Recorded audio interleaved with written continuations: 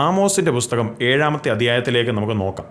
പ്രത്യേകിച്ച് പറഞ്ഞു കഴിഞ്ഞാൽ 1 മുതൽ 3 വരെയുള്ള വാക്യങ്ങളില്ല. അതിലെ 1-ാമത്തെ വാക്യം ഒന്ന് ശ്രദ്ധിക്കാം. യഹോവയെ കർത്താവ് എനിക്ക് കാണിച്ചു തന്നത് എന്തെന്നാൽ, പുല്ല് രണ്ടാമത് മുളച്ചു തുടങ്ങിയപ്പോൾ അവൻ വിട്ടിലുകളെ നിർമ്മിച്ചു. അത് രാജാവിൻ്റെ വക പുല്ല് അരിഞ്ഞ ശേഷം മുളച്ച 2-ാമത്തെ പുല്ല് ആയിരുന്നു. ഈ പറഞ്ഞ ആമോസിലെ ആ വാക്യം സെപ്റ്റുവജൻറ്റിൽ എങ്ങനെയാണ് എഴുതിയിരിക്കുന്നതെന്ന് നോക്കാം.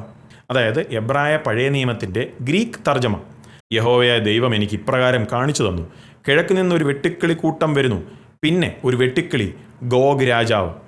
ഗോഗ് രാജാവോ? സദൃശവാക്യങ്ങൾ 30:27 പറയുന്നു, വെട്ടുക്കിളികൾക്ക് നേതാവോ രാജാവോ ഇല്ല. പക്ഷേ നമ്മൾ വെളിപ്പാട് പുസ്തകം 9:1 മുതൽ 12 വരെയുള്ള വാക്യങ്ങൾ നമ്മൾ നോക്കുമ്പോൾ അവിടെ നമ്മൾ കാണുന്ന വെട്ടുക്കിളികൾ സാധാരണ നമ്മൾ നേച്ചറിൽ കാണുന്ന വെട്ടുക്കിളികളല്ല. അവ ഡീമൺ ലോക്കസ്റ്റുകളാണ്. അതായത് പൈശാചിക വെട്ടുക്കിളികളാണ്, പൈശാചിക ക്രീച്ചേഴ്സാണ്. അവയ്ക്കൊരു രാജാവുണ്ട്. കാണുക യെഹെസ്കേൽ 38 കുറിച്ചുള്ള പഠനം നമ്മുടെ ചാനലിൽ.